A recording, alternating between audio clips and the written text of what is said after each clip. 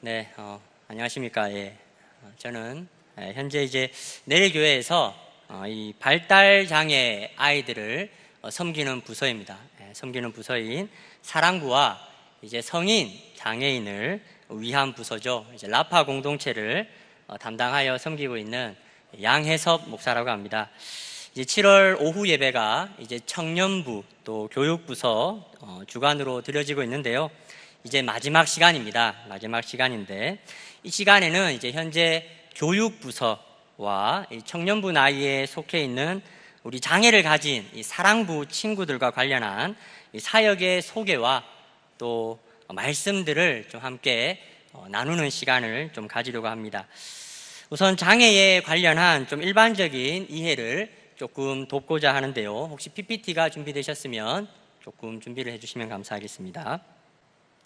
제가 이제 원래 처음 장애인 부서를 이렇게 담당해서 이렇게 섬기게 되었습니다. 이제 가족 중에 또 장애가 있으신 분이 있는 것도 아니고, 그리고 평소에 또 이 장애와 관련해서 제가 이렇게 관심 있게 또 이렇게 들여다본 분야가 아니었기 때문에 제가 부임하고 나서 제가 너무 모르는 것이 많아서 장애와 관련된 분야들을 지금까지 계속 좀 책도 좀 보고 또 나름 좋은 세미나가 있으면 또 듣고 오기도 하고 계속해서 이렇게 공부를 지금까지 하고 있습니다. 이제 우리나라 인구가 한 5천만 명 정도 됩니다. 그죠? 5천만 명 정도 되는데 이 우리나라에 그러면 장애인은 한 어느 정도 되겠습니까? 어느 정도? 오늘 도표를 한번 보시면 우리나라의 인구가 5천만 명인데요. 현재 최근의 통계를 보게 되면 우리나라 장애인으로 이 판정을 받고 장애인 등급 판정을 받고 이 장애인으로 등록된 이 사람들의 수가 대략 250만 명 정도가 된다, 이렇게 통계가 나오고 있습니다. 그러니까 우리나라 인구의 한 5% 정도가 장애 등급을 받고 장애인으로 등록이 된 사람들입니다. 5% 정도라도 이 인구가 한 250만 명 정도 되니까 이 대구에 살고 있는 이 사람의 수만큼 이 우리나라에 장애인들이 있다라는 겁니다. 정말 많은 장애인들이 있는데요. 그런데 장애인들이 많이 있는데 그러면 우리가 날 때부터 장애인이신 분들도 있고 또 아니면 또 후천적으로 또 뭐 사고라든가 또 예기치 않은 일들 때문에 또 장애가 또 발생이 될 수가 있는데, 근데 이 비율이 또 조금 주목할 만한 것이 저는 한 5대5 정도 되지 않겠나. 선천적인 장애인과 후천적인 장애인들이 한 5대5 정도 비율이 되지 않을까, 이렇게 생각을 했는데 실제로 통계를 보게 되면 이 날 때부터 장애인이었던 사람들은 전체 장애인의 10%밖에 되지 않습니다. 10%밖에. 대략 한 25만 명 정도가 날 때부터 장애인인 거고, 나머지 한 230만 명 정도는 살다가 예기치 못한 사건들로 장애를 얻게 되는 사람들이 되는 건데요. 우리나라 복지제도가 요즘에 굉장히 잘 되어 있습니다. 잘 되어 있는데, 그래서 뭐 한 번씩 사역을 하다 보면 그런 말씀을 하시는 분들이 계세요. 우리나라의 이 세금이 이 장애인들을 지원하는 쪽으로 너무 많이 들어가는 거 아니냐, 뭐 이렇게 말씀하시는 분들이 계신데요. 그런데 이 전체 장애인들 중에서 후천적으로 살다가 예기치 못한 그런 사고로 인해서 이렇게 장애를 가지게 되신 분들이 많이 있기 때문에 우리들 중에도 살다 보면 누군가는 충분히 장애를 입을 수가 있습니다. 장애를 입을 수가 있기 때문에 이 나라에서 제도적으로 좀 어느 정도는 이들을 보호해주는 그런 제도가 지금보다는 조금 더 많으면 좋지 않을까 하는 것이 제 개인적인 생각인데요. 그러나 사실 이렇게 제도가 잘 되어 있어도 사실 우리 한국 사회는 아직까지 이 장애인들과 관련하여서 이 생각과 인식이 또 그들을 대하는 우리의 태도가 생각보다는 많이 차가운 편입니다. 제가 이 라파 공동체를 섬겨봐도 그렇고 또 사랑부도 지금 가정마다 신방을 해보면 뭐 장애 때문에 오는 어려움도 어려움이지만 실제로 이 사회와 이 사람들의 잘못된 인식 때문에 또 잘못된 대응 때문에 이 마음이 다치는 경우가 훨씬 더 많이 있다는 것을 제가 알 수가 있었습니다. 또 이 가정마다 이 장애로 겪은 에피소드를 이렇게 제가 듣다 보면 제가 전혀 생각지도 못했던 또 어떤 어려움들은 정말 말도 안 되는 그러한 어려움을 겪으신 분들이 정말 너무나 많이 있다는 것을 제가 알게 되었는데요. 저는 이제 경제적으로 집이 조금 어려워 본 적이 있습니다. 근데 이게 사실 돈이 없는 것도 사실 고통일 수 있지만, 근데 이거는 뭐 언젠가는 또 희망이 있잖아요.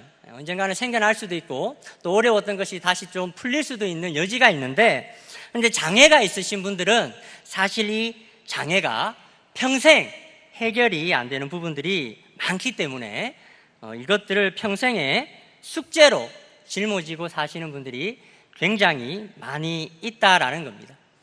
이제 특별히 오늘은 이제 사랑부와 관련된 이야기를 저희가 많이 할 건데요. 이 사랑부는 이 발달 장애를 겪고 있는 그런 친구들과 함께 예배를 드리는 부서입니다. 이제 발달 장애는 이 아이들이 성장하는 발달기에 나타나는 장애인데요.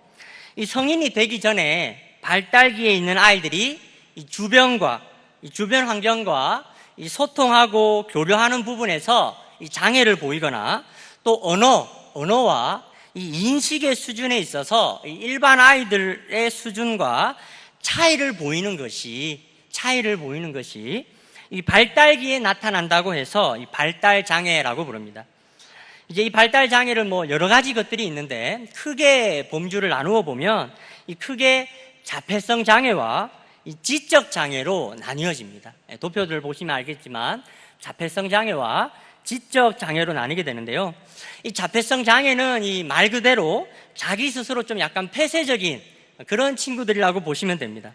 세상과 교류하는 부분들에 있어서 굉장히 약한 친구들입니다.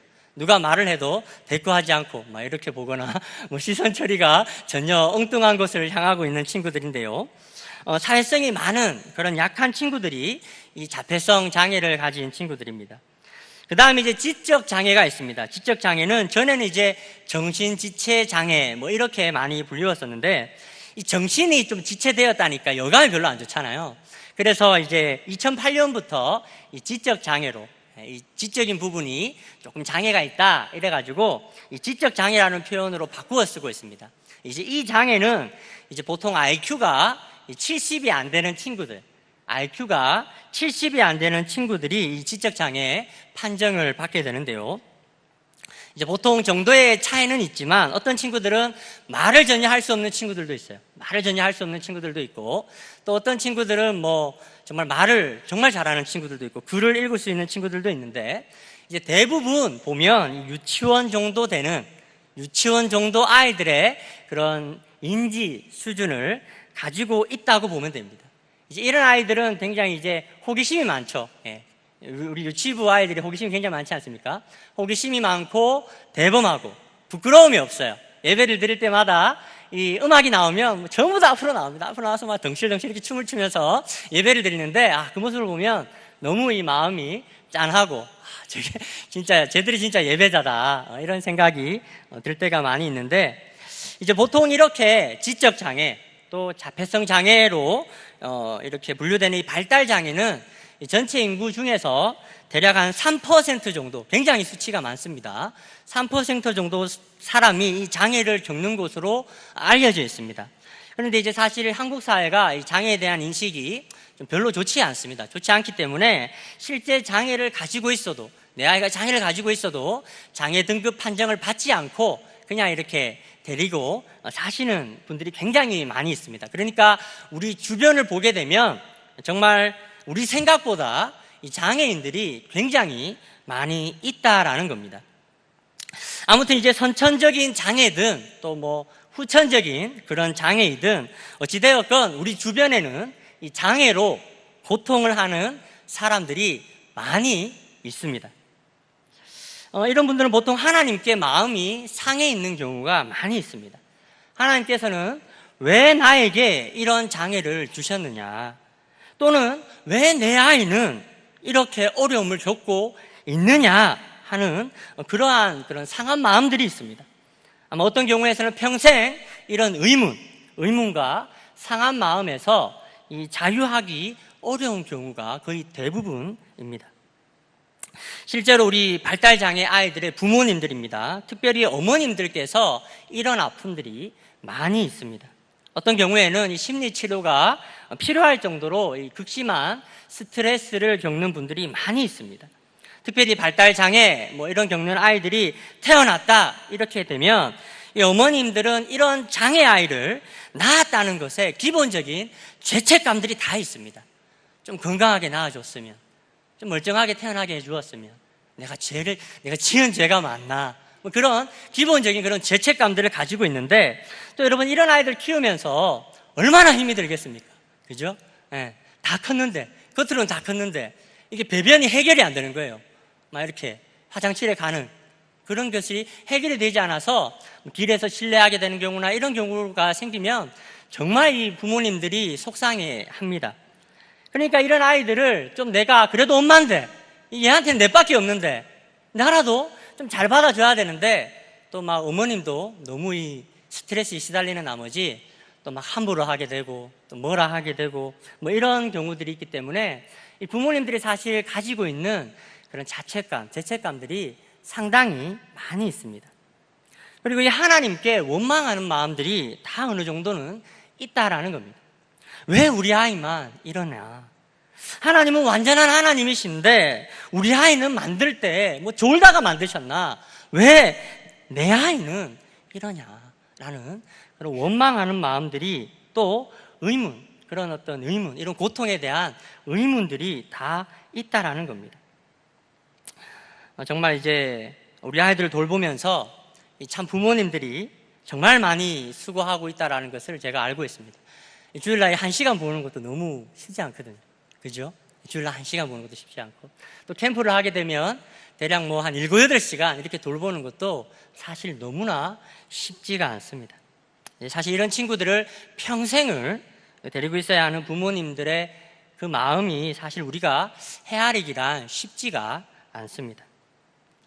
이제 오늘 이 시간에는 바로 이런 장애입니다. 장애와 관련된 그런 많은 의문들이 있습니다. 의문들이 있고 또 고통들이 있는데 과연 이런 장애와 관련된 그런 고통들, 또 우리의 물음에 이 성경은 어떻게 이야기하고 있는지를 오늘 조금 살펴보고 또 이런 장애로 조금 어려움을 겪는 이들에게 또 교회는 어떻게 도움을 줄 수 있는가를 함께 좀 말씀을 좀 살펴보려고 합니다. 이제 먼저 성경은 이 장애로 어려움을 겪고 있는 사람들에게 이렇게 이야기를 합니다. 이들은 예수님께서 전하신 이 복음의 대상이 되고 이들은 중심이 되는 사람들이다, 이렇게 이야기를 하고 있습니다. 특별히 누가복음 4장 18절에서 또 19절의 말씀을 보시게 되면 예수님께서 처음 메시아로서 구원 사역을 시작하시기 전에 나사렛 회당에서 이사야서의 말씀을 인용하신 내용이 나옵니다. 우리 한번 같이 한번 읽었으면 좋겠는데요. 우리 18절 앞에 좀 작나요, 글자가? 아니면 제가 한번 읽어드릴까요? 제가 한번 읽어보겠습니다. 제가 누가복음 4장 18절에서 19절입니다. 주의 성령이 내게 임하셨으니 이는 가난한 자에게 복음을 전하게 하시려고 내게 기름을 부으시고 나를 보내사 포로된 자에게 자유를, 눈먼 자에게 다시 보게 함을 전파하며 눌린 자를 자유롭게 하고 주의 은혜의 해를 전파하게 하려 하심이라.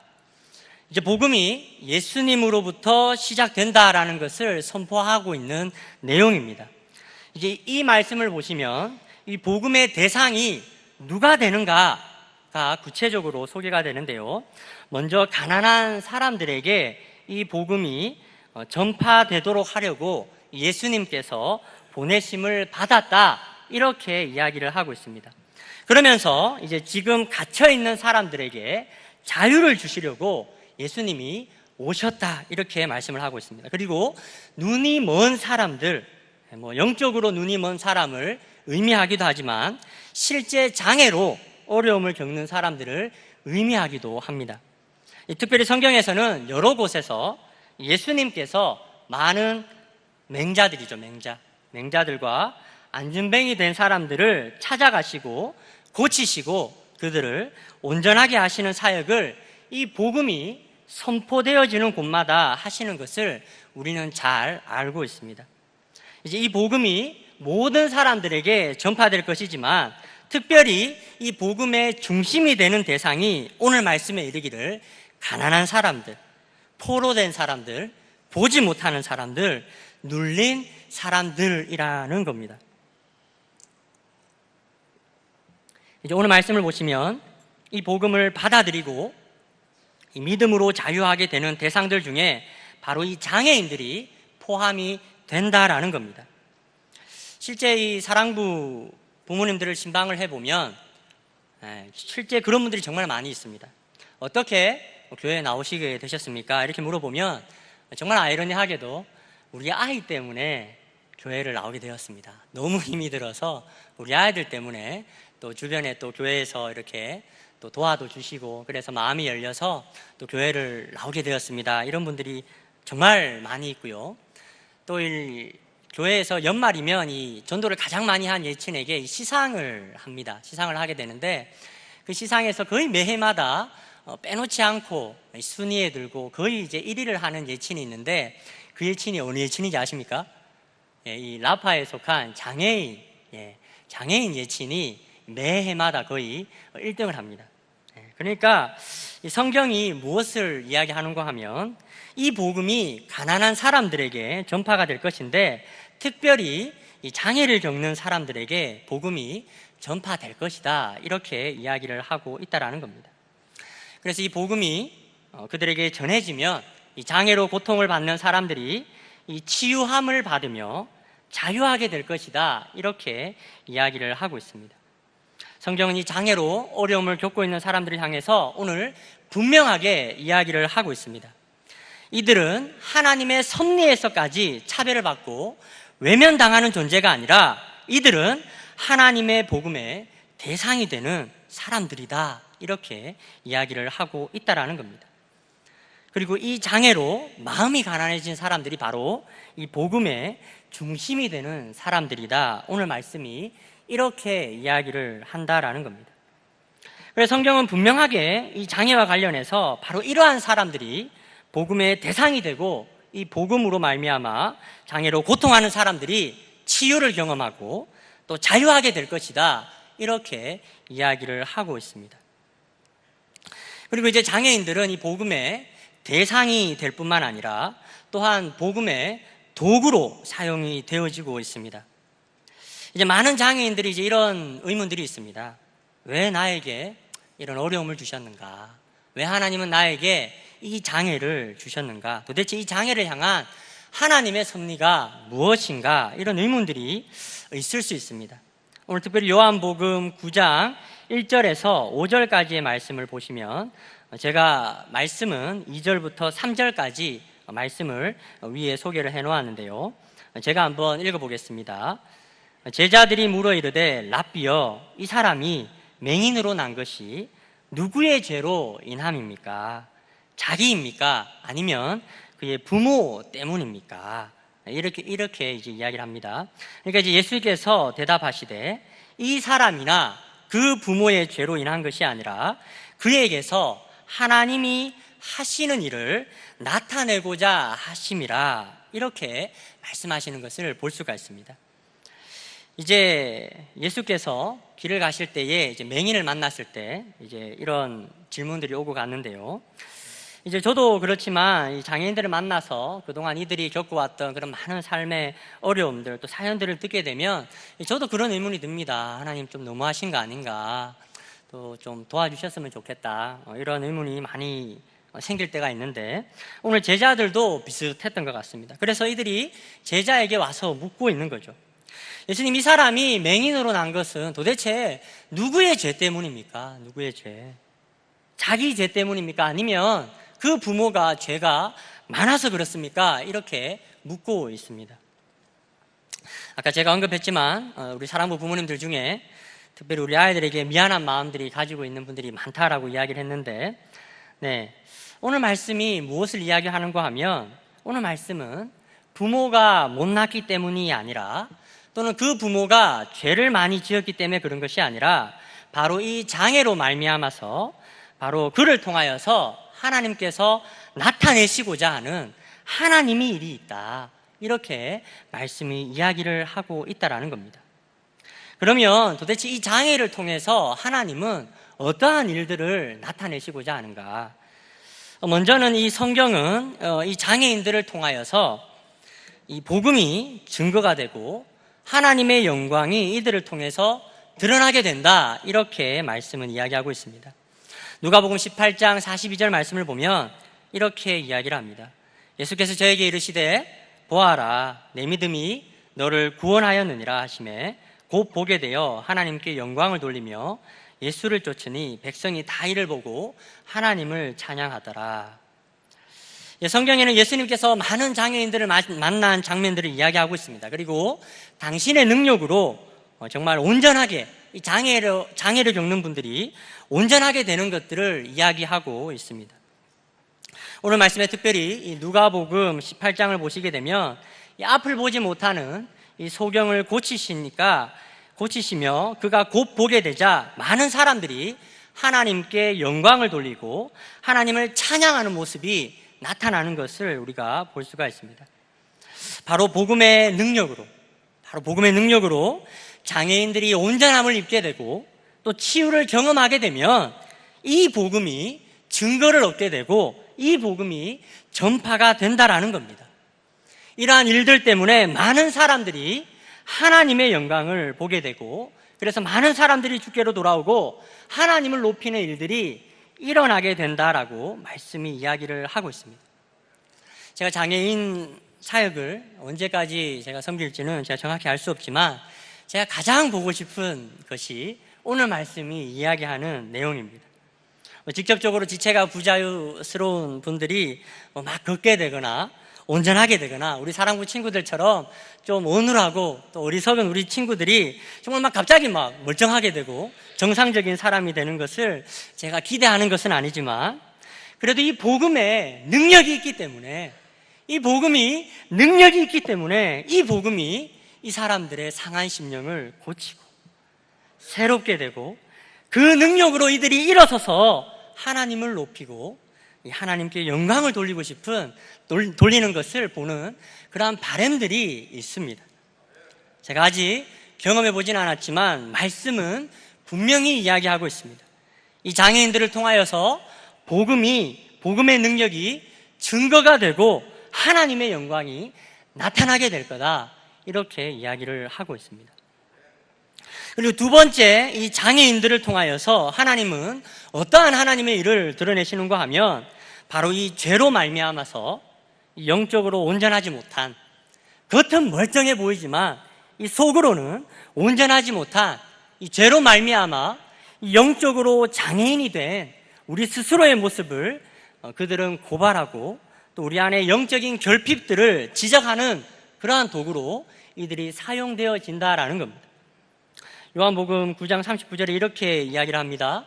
예수께서 이르시되 내가 심판하러 이 세상에 왔으니 보지 못하는 자들은 보게 하고 보는 자들은 맹인이 되게 하려 함이라 하시니. 여러분, 이 말씀은 제가 사실 매주일마다 경험을 하고 있는 일입니다. 혹시 우리 사랑부 아이들이 이 예배를 드리는 모습을 보신 분들이 있는지 모르겠는데요, 저는 사실 매주일 우리 아이들이 예배 드리는 모습을 볼 때마다 그렇게 회개가 많이 됩니다. 정말 순수하게 예배에 임하고, 아까 뭐라 그랬죠? 음악만 나오면 다 나오는 거예요. 다 나와가지고 막 춤을 추고 막 하나님의 이름을 막 이 뜻을 아는지 모르는지 모르겠는데 막 이렇게 높이고 막 땀을 막 펄펄 흘리면서 막 찬양하는 모습을 보면 제 자신이 정말 부끄러워집니다. 제 자신이 정말 부끄러워집니다. 그래서 제가 이 예배를 드릴 때마다 이 마음이 울컥울컥하고 그렇게 이 회개가 많이 됩니다.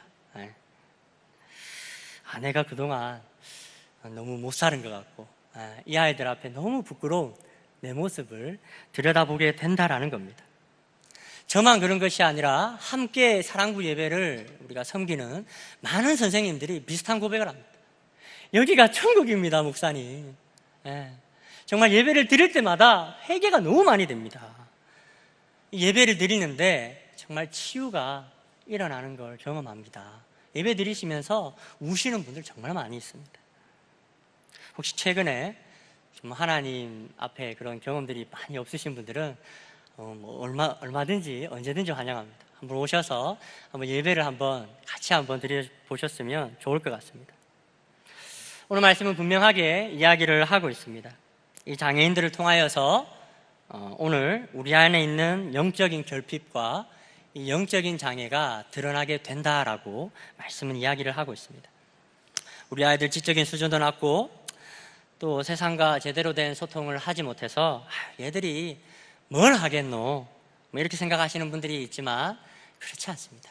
성경은 분명하게 이야기합니다. 하나님께서는 아무것도 할 수 없을 것 같은 이 아이들을 통하여서 놀라운 하나님의 일을 나타내시는데 바로 우리 안에 있는 영적인 결핍들과 영적인 장애들을 드러내는 일들을 그분께서 하신다, 이렇게 말씀은 이야기하고 있습니다. 그래서 우리 안에 있는 이런 영적 결핍들을 우리가 깨닫지 못하고 그것들을 하나님 앞에 해결받지 못하면 정말 오늘 말씀처럼 마지막 날에는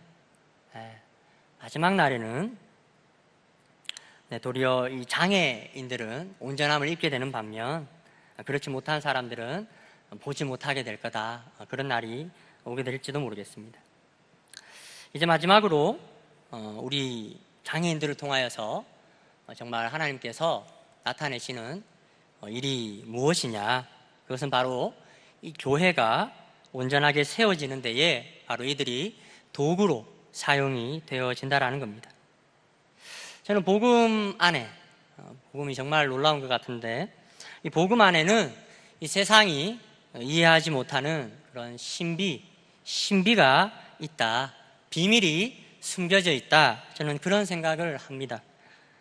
낮아지니까 높아지게 됩니다. 그죠? 죽으니까 살게 됩니다. 떠나니까 인도하심을 경험하게 됩니다. 내 것을 나누어 주니까 부요하게 됩니다. 지금의 고난이 후에는 복의 이유가 됩니다. 내려놓으니까 채워주십니다. 약해지니까 강함을 주십니다.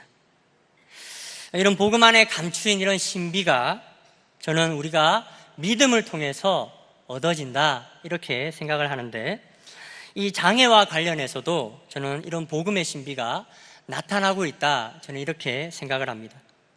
세상에서는 차별을 당하고 또 외면을 당하는 이 연약한 사람들이 이 복음 안에 들어오게 되면 하나님께서는 그들을 귀하게 여기신다, 이렇게 이야기를 합니다. 세상적인 관점에서는 이 장애를 가진 사람들은 쓸데없다, 너는 쓸데없다, 이렇게 말하고 그들은 짐만 된다, 이렇게 생각할지 모르겠지만 교회에서는 그렇지 않다라는 겁니다. 22절의 말씀을 보시면 약하게 보이는 몸의 지체가 도리어 요긴하다, 이렇게 말씀은 이야기하고 있습니다. 여러분, 여기서 이 요긴하다라는 말을 영어로 해석해 놓은 것을 보면 indispensable이라는 단어를 사용하는데요, 이 단어는 없어서는 안 되는 이라는 그런 의미를 가지고 있습니다. 여러분, 이 장애인들 세상에서는 짐이 되고 정말 쓸데없는, 그렇게 보일지 모르겠지만 그러나 이분들이 교회 안에 들어오기만 하면 이분들은 없어서는 안 되는, 교회 안에서 없어서는 안 되는 그러한 귀한 사람들이다, 이렇게 이야기를 하신다라는 겁니다.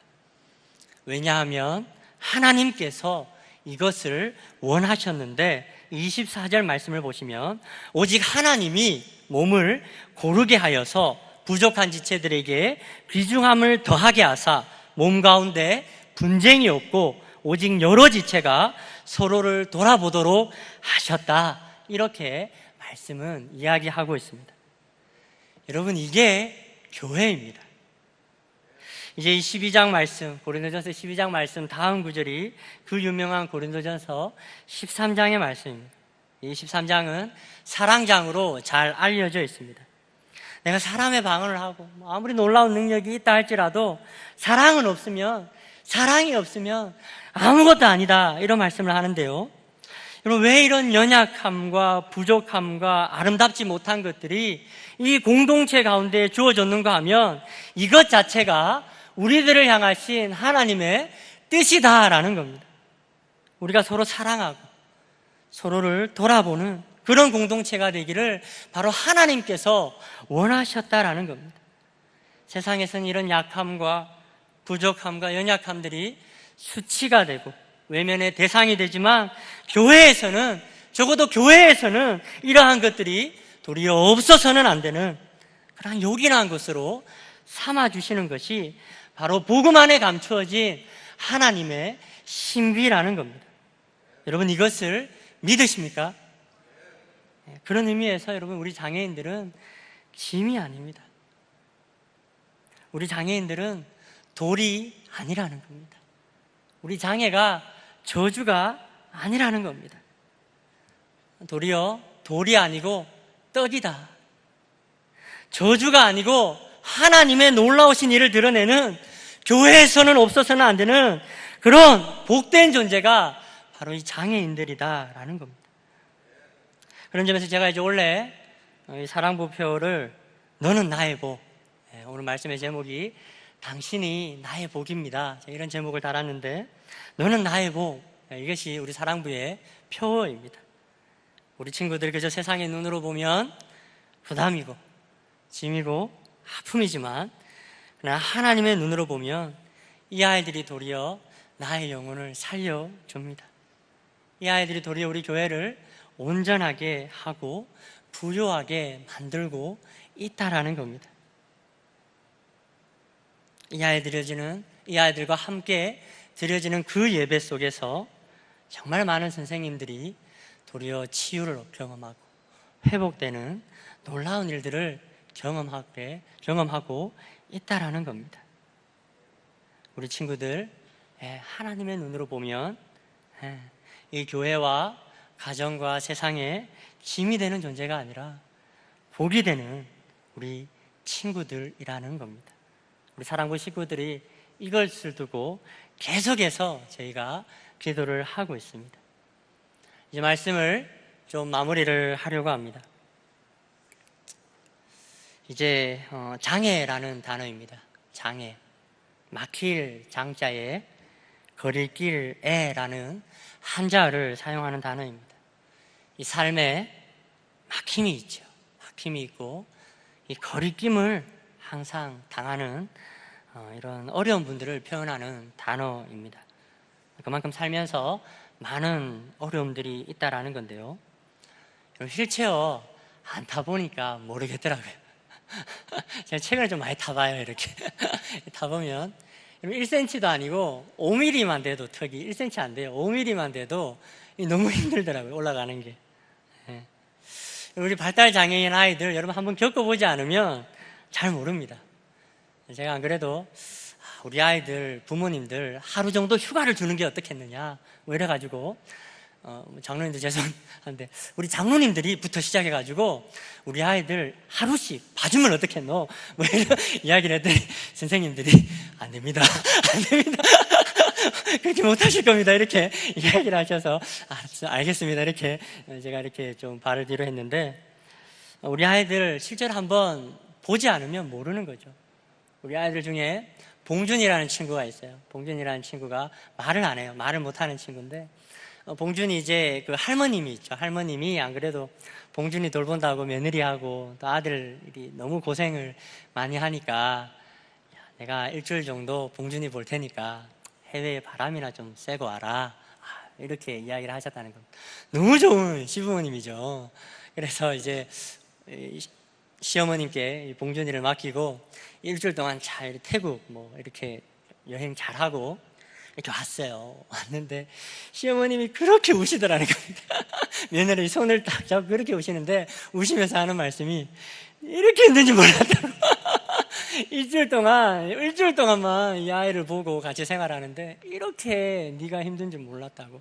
물론 명절 때 뭐 같이 이렇게 보고 이렇게 늘 하지만 일주일 동안 정말 아이하고 같이 자고 아이 밥을 챙겨주고 뭐 이것저것 다 챙기는 게 이렇게 힘든지를 몰랐다는 거죠. 여러분, 겪어보지 않으면 모르겠더라고요. 여러분, 사랑을 하려면 이해를 해야 됩니다. 그죠? 이해를 해야 되는데, 이게 겪어보지 않으니까 잘 몰라요. 오늘 고린도전서 12장 26절 말씀에는 우리가 한 몸이기 때문에 한 지체가 고통을 받으면 모든 지체가 함께 고통을 받는다라고 했는데, 우리가 너무 모르는 것이 많으니까 이 사람들이 어떤 어려움이 있고 어떤 고통이 있는지를 모른다라는 겁니다. 저는 전에 바쁘게 살면 내가 참 잘 사는 줄 알았어요. 사역 열심히 하고 부지런히 막 이렇게 내 삶을 살고 있으면 잘 사는 줄 알았어요. 근데 최근에 와서 제가 깨닫게 되는 게, 바쁘니까 사랑을 못해요. 바쁘니까 이 고통을 당하고 어려움을 겪는 분들을 가까이서 못 해주겠더라고요. 덜 인정받아도, 또 돈 좀 덜 벌어도 사랑하며 사는 게 맞지, 바쁘게 사는 거 그 건강한 삶이 아닙니다. 여러분, 이 장애라는 단어가 이 세미나에 가니까 어떤 분이 이렇게 이야기를 합니다. 이렇게 바꾸어서 쓰더라고요. 길 장자에 사랑의 자. 오래 사랑해야 되는 사람들이 장애인들, 길게 두고 섬겨야 되는 사람들이 장애인들, 이렇게 써놓았습니다. 우리 아이들을 이해하려면, 또 장애로 어려움을 겪고 있는 사람들을 이해하려면 여러분 오래 두고 사랑을 해야 합니다. 교회 안에서 또 굳이 장애가 아니더라도 현재 연약해져 있고 어려움을 겪으시는 분들을 이해하고 사랑하려면 여러분 우리가 그들 곁에 오래 머물러야 합니다. 틉 나칸, 이름 참 어려운데요. 세계적으로 유명한 스님이 있습니다. 이분이 이제 베트남 출신이신데, 이분이 이런 말씀을 하셨더라고요. 사랑은 원할 때 곁에 있어주는 것이며 그를 위해 온전히 자신의 시간을 내어주는 것이다. 우리의 몸과 마음을 하나로 엮어 마음을 다해 끌어안는 것이 사랑이다. 우리와 관계 맺고 있는 사람들을 위해 그들 곁에 있을 수 있는 방법을 우리는 배워야 한다. 이 사랑이 기독교 가치의 핵심인데, 이 스님이 이렇게 이야기를 했다니까 좀 약간 좀 존심도 좀 상하지만, 저는 이분의 말씀이 어느 정도 일리가 있다고 생각을 합니다. 여러분, 이렇게 우리 교회가 이렇게 어려움을 당하고 또 막힘이 있고 현재 거리낌이 있는 사람들, 이 장애로 고통을 당하고 있고 고통을 당하고 있는 그런 많은 사람들을 좀 오래 두고 좀 사랑하며 섬길 수 있는 그런 복된 교회가 되었으면 좋겠습니다. 그래서 하나님께서 원하시는 그런 온전한 교회를 이룰 수 있는 우리 내일교회가 되었으면 좋겠습니다.